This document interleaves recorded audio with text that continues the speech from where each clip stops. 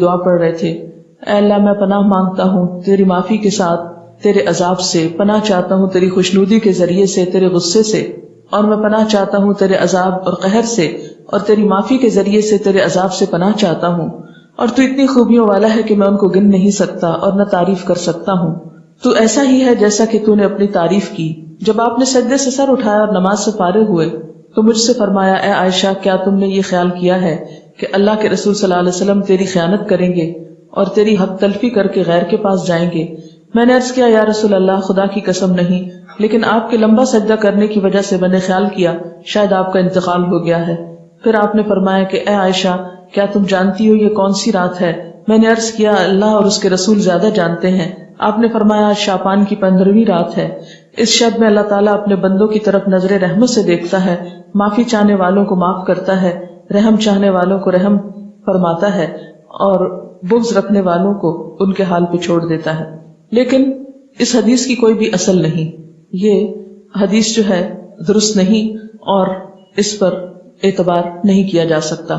اسی طرح ایک اور اسی قسم کی حدیث جو عام طور پر آپ اخباروں میں پڑھیں گے اور بہت تحریروں میں ہائی لائٹ کر کے یہ باتیں لکھی ہوئی آپ کو ملیں گی، لیکن اس حدیث کی بھی کوئی حقیقت نہیں ہے، اور وہ کیا ہے کہ حضرت عائشہ نے بیان کیا کہ رسول اللہ صلی اللہ علیہ وسلم نے فرمایا کہ میرے پاس جبریل تشریف لائے تھے اور فرمایا، آج کی رات شعبان کی 15ویں رات ہے، اس رات میں اللہ تعالیٰ قبیلہ کلب کی بکریوں کے بالوں کے شمار کے برابر دوزخ سے لوگوں کو آزاد کرتا ہے۔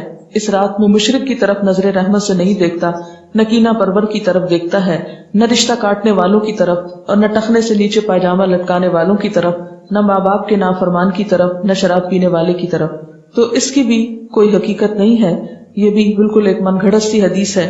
لیکن چونکہ یہ فضیلت کے باب میں ہے اس لیے عام طور پر لوگ ان کو بے دریغ روایت کرتے رہتے ہیں۔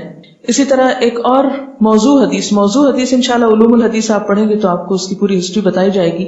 موضوع حدیث ایک اور بھی ہے کہ آپ صلی اللہ علیہ وسلم نے فرمایا، جو شخص 15ویں شعبان کی رات میں 100 رکعتیں پڑھتا ہے تو اللہ تعالیٰ اس کی طرف 100 فرشتے بھیجتا ہے، 30 اسے جنت کی خوشخبری دیتے ہیں، 30 اسے آگ کے عذاب سے امن دیتے ہیں اور اسے دنیا کی بلاؤں سے دور رکھتے ہیں، اور 10 اسے شیطان کے دھوکے سے دور رکھتے ہیں۔ یہ بھی بالکل من گھڑت حدیث ہے اور ناقابل اعتبار۔ اسی طرح ایک اور روایت بیان کی جاتی ہے کہ شعبان کی 15ویں رات میں جو شخص 12 رکعت نماز پڑھے گا، ہر رکعت میں قل هو اللہ 30 مرتبہ، وہ نہیں مرے گا تا وقت اپنا ٹھکانہ جنت میں نہ دیکھ لے۔ Is it possible کہ کوئی شخص یعنی جنت دنیا میں دیکھ لے؟ کیونکہ حدیث میں آتا ہے کہ وہ ایسی جگہ ہے کہ کسی آنکھ نے اس کو دیکھا ہی نہیں، کوئی دماغ اس کا تصور نہیں کر سکتا، خواب میں بھی کوئی نہیں دیکھ سکتا، تو کہاں یہ کہ وہ دیکھ لے۔ یہ بالکل من گھڑت سٹوری ہے اور ناقابل اعتبار، اور اس کی سفارش اس کے گھر کے 10 جہنمیوں کے بارے میں قبول کی جائے گی۔ آپ خود سوچیں ذرا اس کی حقیقت پر کہ ایک شخص ساری زندگی 5 وقت نماز پڑھتا ہے، صدقہ خیرات کرتا ہے، جھوٹ سے بچتا ہے، حرام سے بچتا ہے، اس کے بارے میں تو کوئی ایسی خوشخبری نہیں سنائی گئی، اور کہاں یہ کہ ایک شخص ایک رات میں کھڑے ہو کر ایک رکعت میں 30 دفعہ قل هو اللہ پڑھ لے اور اس کے لیے اتنی بڑی بشارتیں کہ وہ دنیا میں ہی جنت دیکھ لے اور 10 گھر والوں کو بچا لے کہ جن کے بارے میں جہنم کا فیصلہ ہو چکا۔ یہ بات تو عقل بھی نہیں مانتی، کہاں یہ کہ اس کے اوپر دین کے اعتبار سے کوئی اعتماد کیا جا سکے۔ پھر اسی طرح ایک اور موضوع حدیث ہے، شعبان کی 15ویں تاریخ کا روزہ 120 سال کے روزے کے برابر ہے۔ یہ بھی مشہور ہے بات، اور یہ بالکل جھوٹ بات ہے، یعنی 60 سال گزشتہ زمانے کے اور 60 سال آئندہ کے، اور یہ چیز بھی قابل اعتبار نہیں۔ تو جو صحیح روایات سے ہم کو پتہ چلتا ہے شعبان کے بارے میں وہ کیا ہے کہ اس مہینے میں روزوں کی فضیلت ہے، یعنی ایک برکت والا مہینہ ہے، رمضان کی ابتدا ہے، رمضان کی تیاری ہے، اور کثرت سے نفلی روزے رکھنے چاہیے۔ ہاں 15 شعبان کے بعد نفلی روزوں سے بھی روکا گیا ہے تاکہ رمضان کے لیے کمزوری نہ ہو اور رمضان کے روزے چھوٹنے کا اندیشہ نہ ہو۔ ایک آیت جو عام طور پر اس رات کے بارے میں قرآن پاک سے کوٹ کی جاتی ہے وہ سورۃ الدخان کی یہ آیت ہے، انا انزلناہ فی لیلۃ مبارکۃ انا کنا منذرین فیہا یفرق کل امر حکیم امرا من عندنا انا کنا مرسلین رحمتا من ربک انہ هو السمیع العلیم۔ ترجمہ ہے اس کا، بے شک ہم نے اسے برکت والی رات میں اتارا ہے، بے شک ہم خبردار کرنے والے ہیں، اس میں بانٹا جاتا ہے ہر حکمت والا کام ہمارے پاس کے حکم سے، بے شک ہم بھیجنے والے ہیں تمہارے رب کی طرف سے رحمت، بے شک وہی سنتا جانتا ہے۔ یہ آیات مکہ معظمہ میں نازل ہوئیں، واقع معراج سے قبل نازل ہوئیں۔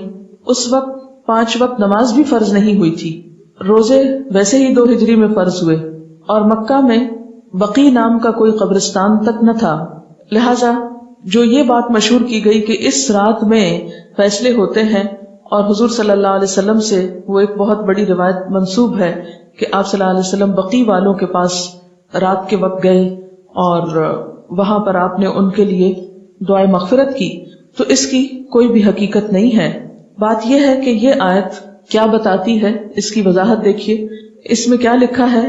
پہلے یہ بتا دوں کہ اس آیت کے بارے میں لوگوں نے یہ مشہور کر رکھا ہے کہ یہ 15 شعبان کے بارے میں ہے۔ یہ سورۃ دخان کی یہ آیتیں عام طور پر آپ دیکھیں گے کہ ٹیلی ویژن میں 15ویں شب کو مختلف پروگرامز کے شروع میں کوٹ کی جاتی ہیں، پڑھی جاتی ہیں، اور لوگوں کو اس آیت کے ریفرنس سے یہ بتایا جاتا ہے کہ یہ 15 شعبان ہے۔ حالانکہ اس آیت کا نزول کب ہوا؟ مکہ میں ہوا، اور مکہ میں معراج سے قبل۔ اور پھر اس آیت میں جو بات پتہ چلتی ہے وہ کیا کہ اس مبارک رات میں قرآن پاک نازل کیا گیا۔ انا انزلناہ فی لیلۃ مبارکۃ۔ قرآن پاک ہی کی ایک اور آیت سے کیا پتہ چلتا ہے کہ قرآن پاک کب نازل ہوا؟ آپ بتائیے۔ رمضان میں نازل ہوا۔ سورۃ البقرہ کی آیت شہر رمضان الذی انزل فیہ القرآن، کہ رمضان وہ مہینہ ہے جس میں قرآن پاک نازل کیا گیا۔ پھر وہ رات شعبان میں کیسے آ گئی؟ پھر دوسری بات یہ ہے کہ سورۃ القدر کے شروع میں کیا آتا ہے؟ انا انزلناہ فی لیلۃ القدر۔ اور لیلۃ القدر کون سی ہے؟ وما ادراک ما لیلۃ القدر، لیلۃ القدر خیر من الف شہر، تنزل الملائکۃ والروح فیہا باذن ربہم من کل امر سلام ہی حتی مطلع الفجر۔ ہمیشہ سے آپ کو معلوم ہے کہ اس سورت کی جو تفسیر کی جاتی ہے وہ کیا ہے کہ یہ کس رات کے بارے میں بات ہے؟ لیلۃ القدر کے بارے میں۔ اور لیلۃ القدر کیا شعبان میں ہوتی ہے یا رمضان میں؟ رمضان میں۔ اور رمضان کی کون سی رات ہوتی ہے؟ اس کے بارے میں تاکید سے نہیں بتایا گیا کہ کون سی رات، ہاں آخری عشرے کی رات ہے۔ اور اس کی تفصیل کہاں سے پتہ چلتی ہے؟ حدیث پاک میں ہے کہ ایک مرتبہ آپ صلی اللہ علیہ وسلم گھر سے باہر تشریف لائے، دیکھا کہ 2 شخص باہم جھگڑ رہے تھے۔ آپ نے ان کی صلح فرمائی، پھر فرمایا کہ میں تمہیں ایک خیر کی بات بتانے نکلا تھا، مگر تم جھگڑ رہے تھے، اس لیے میں وہ بات بتانا بھول گیا۔ صرف اتنا یاد ہے کہ وہ بات یہ تھی کہ وہ رات کب ہے، یعنی میں یہ بتانے کو آ رہا تھا کہ لیلۃ القدر کب ہے، لیکن تمہارے جھگڑے کی وجہ سے وہ مجھ کو بھول گئی۔ اب مجھے یاد نہیں، بس اتنا یاد رہ گیا کہ وہ برکت والی رات رمضان المبارک کی آخری 5 طاق راتوں میں سے ایک تھی۔ اب تم اس کو 21، 23، 25، 27 اور 29ویں راتوں میں تلاش کرو۔ یہ بخاری کی روایت ہے۔ آپ صلی اللہ علیہ وسلم اس رات کو پانے کے لیے رمضان کے آخری عشرے کا اعتکاف فرمایا کرتے